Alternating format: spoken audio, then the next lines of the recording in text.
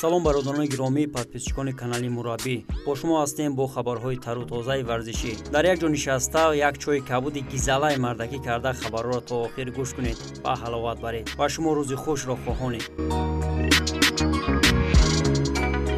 COVID-19 ҳамаро саргардон кардааст. COVID-19 Луис Суаресро боз дошт. Форварди бошгоҳи Атлетико Луис Суарес пас аз натиҷаи ташхис маълум шуд, ки ба COVID-19 мубтало гардидааст. Дар ин бора хадамоти матбуоти Федератсияи футболи Уругвай хабар додааст. ҳоло Суарес бояд дубора аз санҷиш гузарад, аммо бо эҳтимоли зиёд ҳамлагар дар якчанд бозии ояндаи дастааш ширкат намекунад. Санаи 18 ноябр тими миллии Уругвай дар сабқати интихоби ҷоми ҷаҳон 2022 мизбони Бразилия хоҳад буд ва 21 ноябр бошгоҳи Атлетико дар бозии даври даҳуми Ла Лига бо Барселона во мехӯрад, ки дар ин набардҳо Суарес ба майдон намебарояд. Ҳамагон интизори бозии Луис ба муқобили собиқ дастаи худ буданд, ки ӯ чӣ тавр бар зидди собиқ ҳамдастаҳояш бозӣ мекунад, аммо COVID-19 боис шуд, ки Луис бар зидди Барса бозӣ накунад.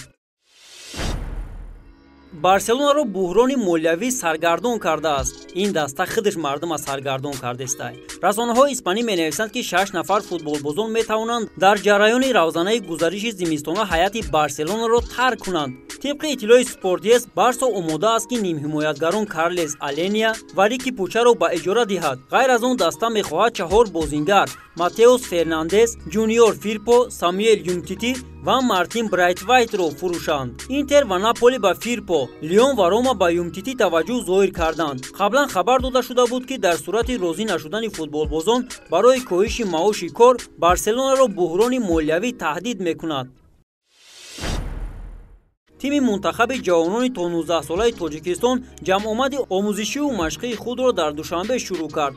Омодагии даста ба марҳилаи ниҳоии мусобиқаи қаҳрамонии Осиё нигаронида шудааст. Тамринҳои даста 2 ҳафта идома мекунанд. Сармураббии даста Мубин Эргашев барои иштирок дар ин чорабинӣ 28 бозингар, аз ҷумла 4 нафар дарвозабонҳо, 10 нафар муҳофизон, 8 нафар ниммуҳофизон ва 6 нафар ҳамлагаронро даъват кардааст. Ёдрас мешавем, ки марҳилаи ниҳоии мусобиқаи қаҳрамонии Осиё байни ҷавонон, ки аз 3 то 20 марти соли оянда дар ҷумҳурии Узбекистон баргузор хоҳад шуд. Дастаи мунтахаби ҷавонони то 19-солаи Тоҷикистон дар гурӯҳи Д муқобили мунтахабҳои ҷавонони Малайзия, Яман ва Қатар бозӣ мекунанд. 4 дастаи беҳтарини ин мусобиқа соҳиби рохат ба мусобиқаи қаҳрамони ҷаҳон 2021 байни ҷавонони то 20 сола мешаванд, ки он дар давлати Индонезия баргузор хоҳад гашт.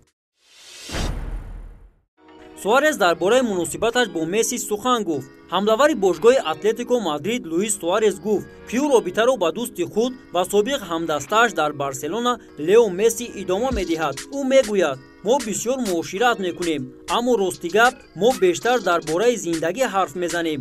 кӯдакони мо чанде пеш зодрӯз доштанд. мо бо ӯ дар бораи зиндагӣ, вирус ва дигар мушкилиҳо суҳбат мекунем, аммо дар бораи футбол хеле кам ҳарф мезанем. ба мо аз футбол дида аҳволи оилаҳоямон муҳим аст. иқтибос меорад маҷалаи Марка аз суханҳои Суарес. ёдовар бояд шуд, ки Суарес соли 2014 аз Ливерпул ба Барселона гузариш намуда буд. уругваӣ бо Месси ва Неймар, ки баъдтар ба Пари Сен-Жермен рафт, риштаи дӯстии наздик дошт. бозингари 33 сола тобистони соли ҷорӣ ба дастаи Атлетико гузариш кард.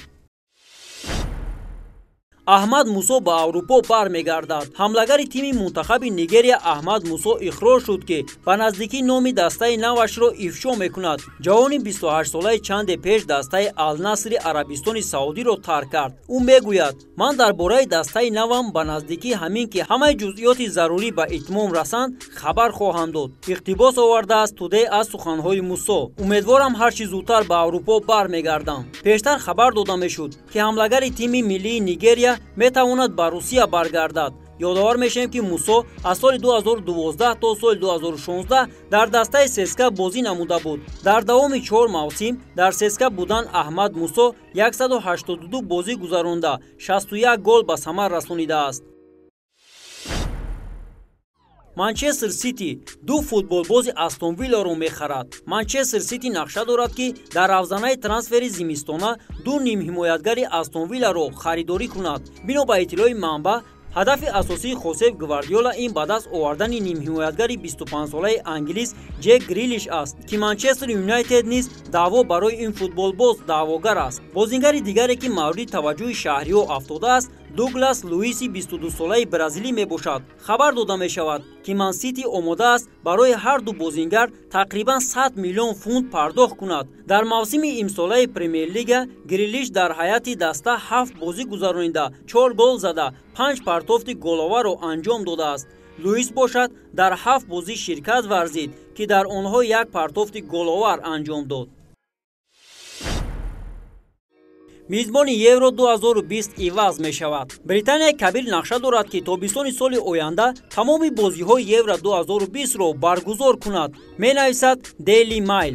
бино ба иттилои манба, ассотсиатсияи футболи Англия аллакай бо УЕФА дар бораи он ки комилан мусобиқаро дар он ҷо доир кунанд, гуфтушунидро оғоз кардааст. қайд карда мешавад ки УЕФА ҳанӯз ҳам интизорӣ дорад ки ин мусобиқа дар 12 шаҳри Аврупо баргузор хоҳад шуд. аммо созмон дар сурати дахолати пандемияи коронавирус имконоти дигареро пайгирӣ менамояд. хотиррасон мекунем ки евро 2020 аз 11 июн то 11 июли соли 2021 баргузор мешавад.